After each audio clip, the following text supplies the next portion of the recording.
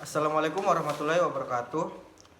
Sebelumnya perkenalkan, nama saya Ifdal Fahri selaku moderator dari kelompok 4. Baiklah, di sini kelompok saya akan membawakan materi mengenai komunikasi data. Baiklah, kepada pembaca pertama yang akan membawakan materi yaitu Saudari Niputu Wulandari. A. Pengertian komunikasi data. Komunikasi data adalah pertukaran data antara dua perangkat atau lebih melalui media transmisi, misalnya seperti kabel. Untuk bisa terjalinnya data komunikasi, perangkat harus saling berkomunikasi atau terhubung menjadi sebuah bagian dari sistem komunikasi yang terdiri atas kombinasi dari hardware atau peralatan fisik atau keras dan perangkat software atau program. Efektivitas sistem komunikasi data tergantung pada 4 karakteristik yang mendasar, yaitu pengiriman, akurasi, ketepatan waktu, dan juga jitter. Atau juga di definisi komunikasi data adalah proses pengiriman dan penerimaan data secara elektronik dari dua atau lebih alat yang terhubung ke dalam sebuah network atau jaringan melalui suatu media. 1. Pengiriman. Sistem harus mengirimkan data ke tujuan yang sesuai. Data harus diterima oleh perangkat yang dimaksudkan atau pengguna dan hanya oleh perangkat atau pengguna. 2. Akurasi. Sistem harus memberikan data yang akurat, data yang telah diubah dalam transmisi dan meninggalkan sumber data yang tidak dikoreksi tidak dapat digunakan. 3. Ketepatan waktu. Sistem harus mengirimkan data pada waktu yang tepat. Terlambatnya dikirimkannya data maka tidak akan berguna. 4. Jitter. Jitter mengacu pada variasi waktu kedatangan paket. Ini adalah keterlambatan yang tidak merata dalam pengiriman paket audio atau video. B. Komponen komunikasi data. 1. Pesan. Pesan adalah informasi atau data untuk dikomunikasikan. Bentuk populer dari informasi termasuk teks, angka, gambar, audio, dan video. 2. Pengirim. Pengirim adalah perangkat yang mengirimkan pesan data. Hal ini dapat berupa komputer, workstation, handset telepon, kamera, video, dan sebagainya. 3. Penerima. Penerima adalah perangkat yang menerima pesan. 4. Media transmisi. Media transmisi adalah jalur fisik di mana pesan berjalan dari pengirim ke penerima. 5. Protokol. Protokol adalah seperangkat aturan yang mengatur komunikasi data. Ini merupakan kesepakatan antara perangkat yang saling berkomunikasi. C. Tipe koneksi. 1. Point to point. Point to point menyediakan sebuah jalur khusus yang digunakan hanya untuk berkomunikasi antara dua perangkat saja. Semua kapasitas jalur yang digunakan untuk transmisi dua perangkat tersebut. Contoh, jika Anda mengubah kanal televisi menggunakan remote control, berarti Anda sedang membangun koneksi point to point antara remote control dengan televisi. 2. Multipoint. Multipoint disebut juga multi-drop atau satu perangkat yang membagi data dengan dua atau lebih perangkat lain melalui satu jalur komunikasi. D. Tipe transmisi unicast. Istilah unicast dibentuk dengan analogi siaran istilah yang berarti transmisi data yang sama untuk semua kemungkinan tujuan multi-tujuan lain. Metode distribusi multicast mengirim data hanya untuk tertarik tujuan dengan menggunakan alamat khusus. Tugas pesan unicast digunakan untuk semua proses jaringan yang unik pribadi atau sumber daya yang diminta. 2. Multicast. Multicast atau multicasting adalah sebuah teknik di mana sebuah data dikirimkan melalui jaringan ke sekumpulan komputer yang tergabung dalam sebuah grup tertentu yang disebut sebagai multicast group. Multicasting merupakan sebuah cara pentransmisian data secara koneksional. Komunikasi dapat terjadi tanpa adanya negosiasi, pembuatan koneksi, dan klien dapat menerima transmisi multicast dengan mencari di mana lokasinya, seperti halnya ketika kita membuka sebuah stasiun radio untuk mendengarkan siaran radio. Multicast sebenarnya merupakan mekanisme komunikasi one-to-many atau point-to-multipoint dan berbeda dengan cara transmisi unicast. 3. Broadcast. Broadcast yang juga dikenal sebagai metode transmisi one-to-all, satu ke semua, walaupun broadcast cenderung membuang resource. Beberapa protokol seperti ARP bergantung kepadanya. Dengan demikian terjadinya beberapa traffic broadcast tidak dapat dihindari pada jaringan Ethernet. Broadcast dikirim ke alamat tujuan broadcast, dikirim ke alamat tujuan khusus yaitu VV.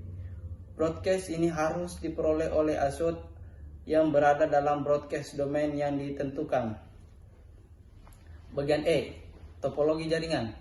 Topologi jaringan dalam telekomunikasi adalah suatu cara menghubungkan perangkat telekomunikasi yang satu dengan yang lainnya sehingga membentuk jaringan. Dalam suatu jaringan telekomunikasi, jenis topologi yang dipilih akan mempengaruhi kecepatan komunikasi. Untuk itu maka perlu dicermati kelebihan, keuntungan, dan kekurangan, kerugian dari masing-masing topologi berdasarkan karakteristiknya. Topologi mesh.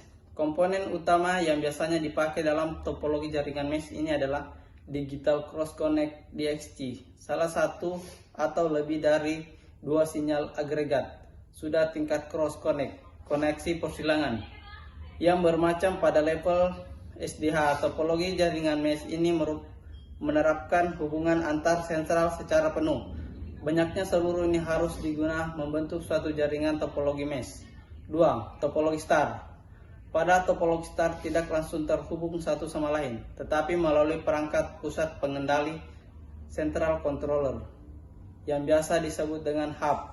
Pada topologi star, hub berfungsi layaknya seperti pengatur lalu lintas. Jika satu komputer ingin mengirim data ke komputer lainnya, maka data tersebut dikirimkan ke hub terlebih dahulu, yang kemungkinan meneruskannya ke komputer tujuan. Karakteristik topologi star. Metode 1. Setiap node berkomunikasi langsung dengan konsentrator hub. 2. Bila setiap paket data yang masuk ke konsentrator hub kemudian di broadcast ke seluruh node yang terhubung sangat banyak, misalnya memakai hub 32 port, maka kinerja jaringan akan semakin turun. 3. Sangat mudah dikembangkan. 4. Jika salah satu Ethernet rusak atau salah satu kabel pada terminal putus, maka keseluruhan jaringan masih tetap bisa berkomunikasi atau tidak terjadi down pada jaringan keseluruhan tersebut. Tipe kabel yang digunakan biasanya jenis UTP.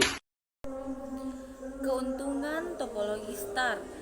1. Cukup mudah untuk mengubah dan menambah komputer ke dalam jaringan yang menggunakan topologi star tanpa mengganggu aktivitas jaringan yang sedang berlangsung. 2. Apabila satu komputer yang mengalami kerusakan dalam jaringan, maka komputer tersebut tidak akan membuat mati seluruh jaringan star. 3. Kita dapat menggunakan beberapa tipe kabel di dalam jaringan yang sama dengan hub yang dapat mengakomodasi tipe kabel yang berbeda.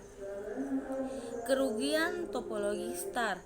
1. Memiliki satu titik kesalahan terletak pada hub.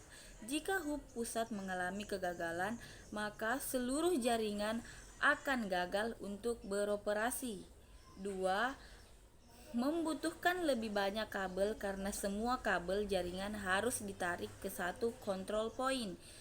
Jadi membutuhkan lebih banyak kabel daripada topologi jaringan yang lain. 3. Jumlah terminal terbatas, tergantung pada yang ada pada hub. 4. Lalu lintas data yang padat menyebabkan jaringan bekerja lebih. 3. Topologi ring. Topologi ring hanya menghubungkan secara langsung dua perangkat dalam jaringan, seperti terlihat pada gambar.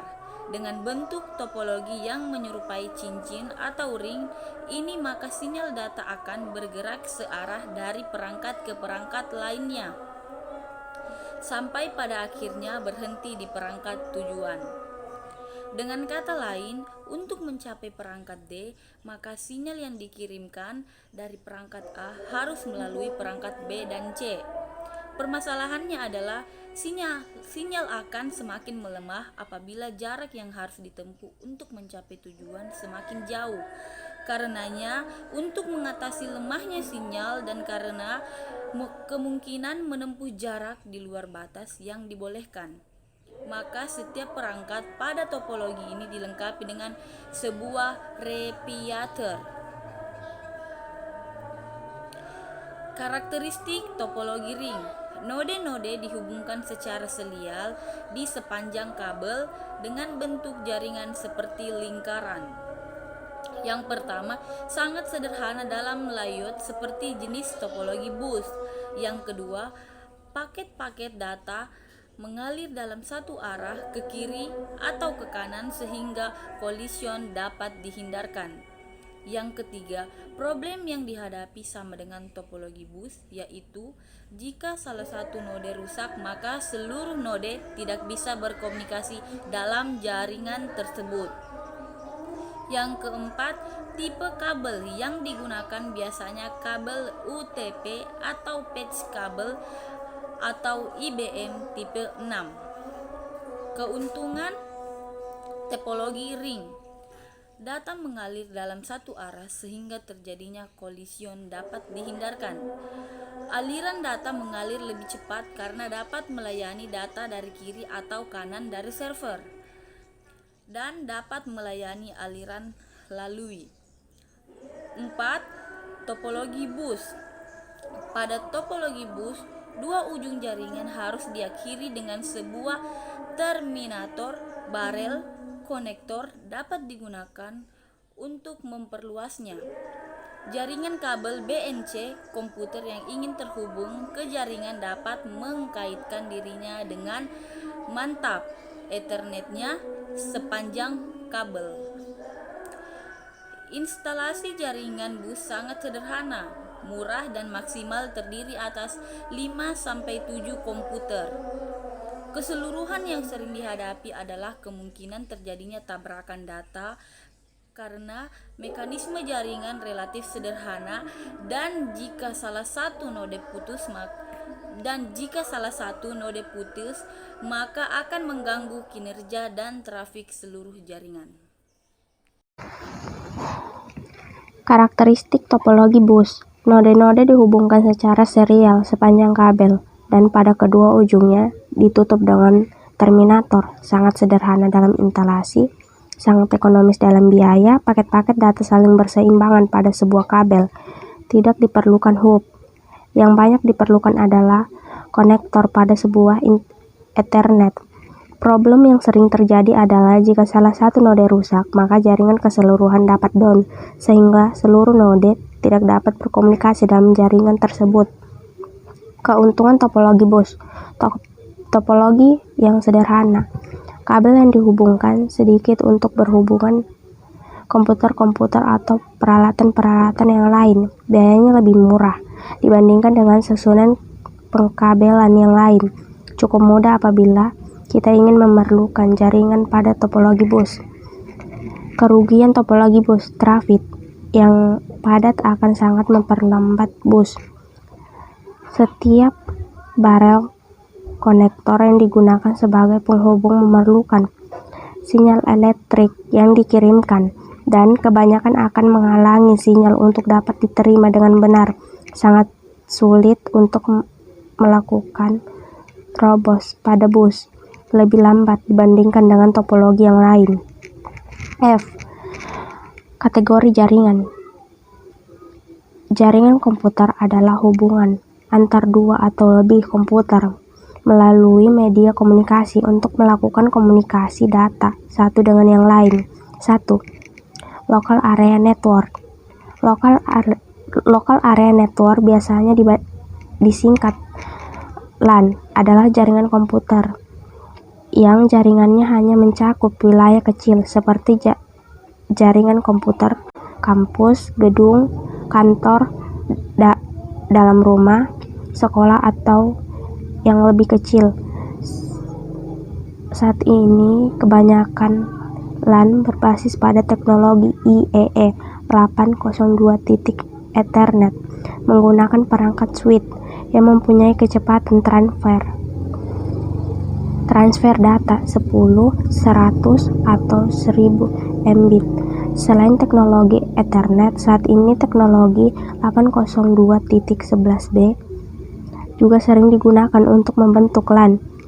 Local Area Network atau LAN merupakan salah satu jenis jaringan komputer dengan mencakup wilayah lokal dengan menggunakan berbagai perangkat jaringan yang cukup sederhana dan populer, seperti menggunakan kabel UTP, hub, switch, router, dan lain sebagainya. Contoh jaringan LAN seperti komputer-komputer yang saling berhubungan di sekolah, di perusahaan, warnet, maupun antar rumah tetangga yang masih mencakup wilayah LAN. Keuntungan dari penggunaan jenis jaringan komputer LAN seperti lebih irit dalam pengeluaran biaya operasional, lebih irit dengan menggunakan kabel transfer data antar node dan komputer lain, cepat karena mencakup wilayah yang sempit atau lokal dan tidak memerlukan operator telekomunikasi untuk membuat sebuah jaringan LAN. Kerugian dari menggunakan jenis jaringan LAN adalah cakupan wilayah jaringan lebih sempit sehingga untuk berkomunikasi di luar jaringan menjadi lebih sulit, dan area mencakup transfer data tidak begitu luas. 2. Metropolitan Area Network. Metropolitan Area Network atau MAN merupakan jenis jaringan komputer yang lebih luas dan lebih canggih dari jenis jaringan komputer LAN. Disebut Metropolitan Area Network karena jenis jaringan komputer MAN ini biasa digunakan untuk menghubungkan jaringan komputer dari suatu kota ke kota lainnya. Keuntungan dari jaringan komputer MAN ini diantaranya adalah cakupan wilayah jaringan lebih luas sehingga untuk berkomunikasi menjadi lebih efisien, mempermudah dalam hal berbisnis, dan juga keamanan dalam jaringan menjadi lebih baik. Kerugian dari jenis jaringan komputer MAN seperti lebih banyak menggunakan biaya operasional, dapat menjadi target operasi oleh para cracker untuk mengambil keuntungan pribadi, dan untuk memperbaiki jaringan MAN diperlukan waktu yang cukup lama. Berikut adalah karakteristik MAN, yaitu pertama, meliputi area seluas antara 5 dan 50 kisaran kilometer. Banyak MAN mencakup area perkotaan. Kedua, sebuah MAN seperti WAN umumnya tidak dimiliki oleh suatu organisasi. MAN komunikasi linknya dan peralatan umumnya dimiliki oleh suatu konsorsium pengguna atau oleh penyedia layanan jaringan yang menjual layanan kepada pengguna. 3. WAN atau Wide Area Network. Wide Area Network atau WAN merupakan jenis jaringan komputer yang lebih luas dan lebih canggih daripada jenis jaringan komputer LAN dan MAN. Teknologi jaringan WAN biasa digunakan untuk menghubungkan suatu jaringan dengan negara lain atau dari satu benua ke benua lainnya. Keuntungan jenis jaringan komputer WAN seperti cakupan wilayah jaringan lebih luas dari jenis jaringan komputer LAN dan MAN.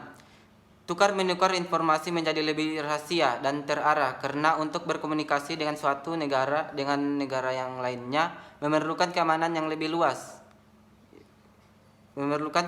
lebih dan juga lebih mudah dalam mengembangkan serta mempermudah dalam hal bisnis.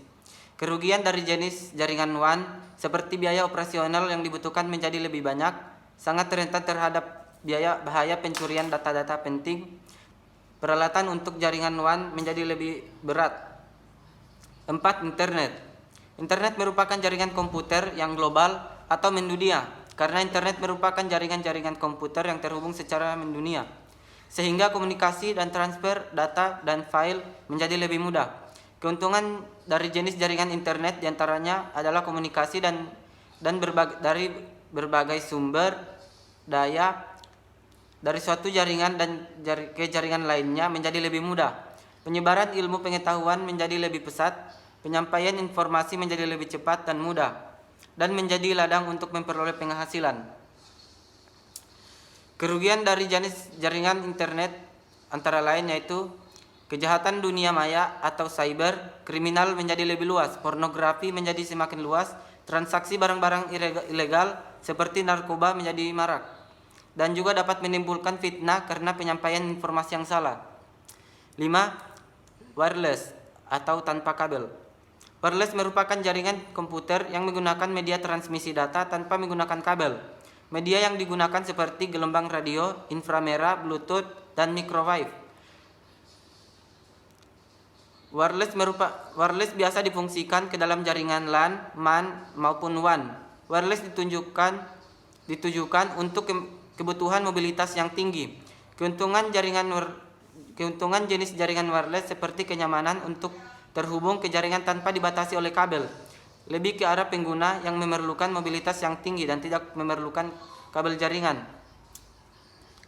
Kerugian jenis jaringan wireless seperti transmisi data kepada para pengguna yang lebih lambat dan penggunaan jaringan dengan kabel, memerlukan keamanan yang ketat dengan orang yang berada di luar jaringan bisa menerobos ke dalam jaringan wireless. Model OSI. OSI adalah standar komunikasi yang diterapkan di dalam jaringan komputer. Standar itulah yang menyebabkan seluruh alat komunikasi dapat saling berkomunikasi melalui jaringan. Model referensi OSI atau Open System Interconnection menggambarkan bagaimana informasi dari suatu software aplikasi di sebuah komputer berpindah melewati sebuah media jaringan ke suatu software aplikasi di komputer lain. Model referensi OSI secara konseptual terbagi ke dalam 7 lapisan, di mana masing-masing lapisan memiliki fungsi jaringan yang spesifik. Model Open System Interconnection atau OSI diciptakan oleh International Organization for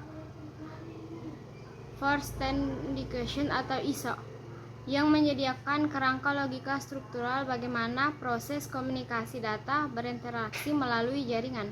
Berikut adalah 7 model OSI layer yang dimana setiap lapisannya memiliki fungsi dan tugas masing-masing.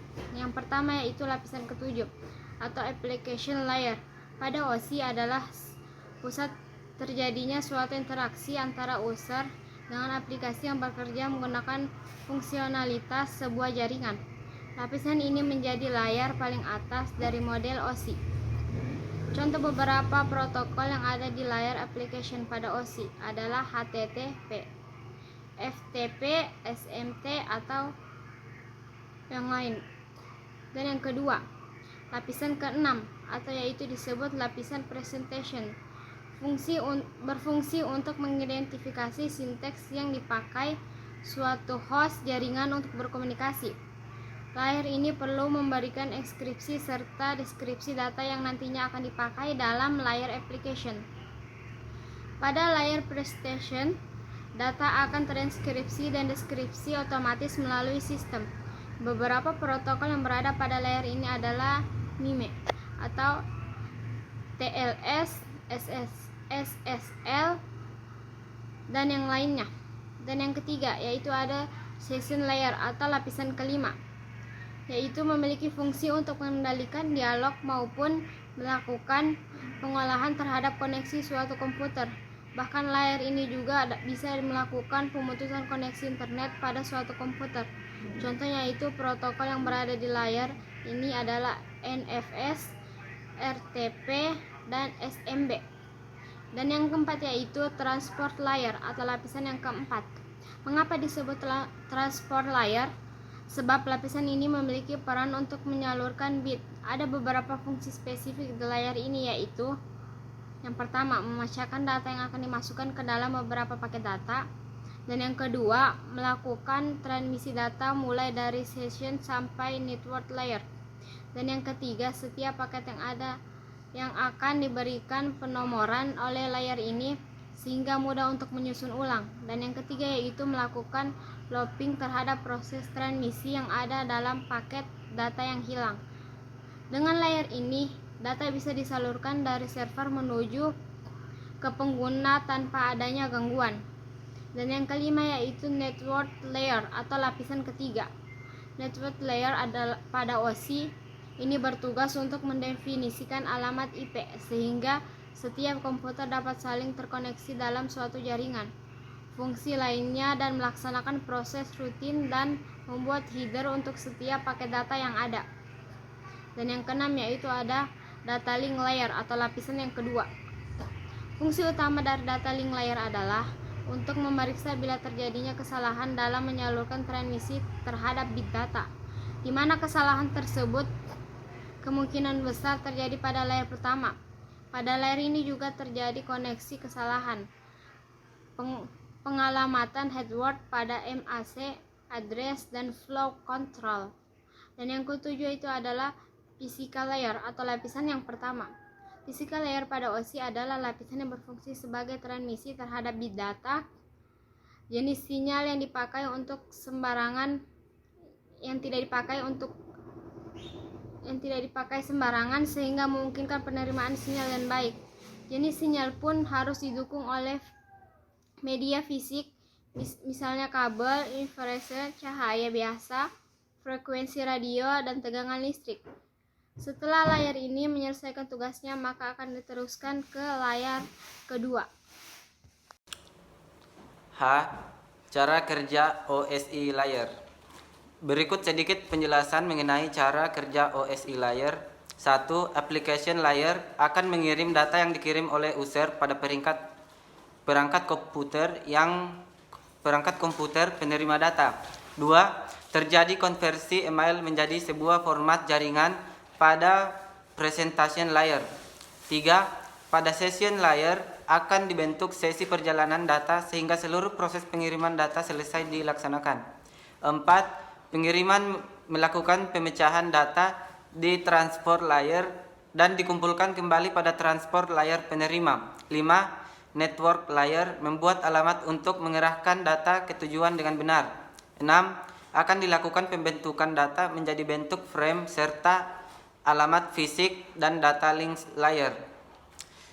Pada physical layer, si lapisan utama, data akan dikirim melalui perantara jaringan menuju lapisan transport penerima. 8. Alur proses akan berbalik serta berulang pada physical layer ke application layer sampai mengarah ke jaringan komputer user. Bab 3. Penutup. Kesimpulan. Komunikasi data adalah penukaran data dari dua alamat atau lebih melalui medium atau media transmisi. Di dalam komunikasi data terdapat komponen yang harus ada. Dalam kehidupan sehari-hari komunikasi data sangat bermanfaat dan dalam perkembangan sangat pesat.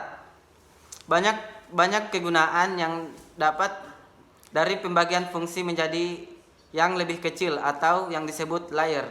Kegunaan yang pasti adalah mengurangi kompleksitas sehingga dapat didefinisikan lebih detail. Contoh, manusia dapat membahas dan mempelajari tentang protokol secara detail.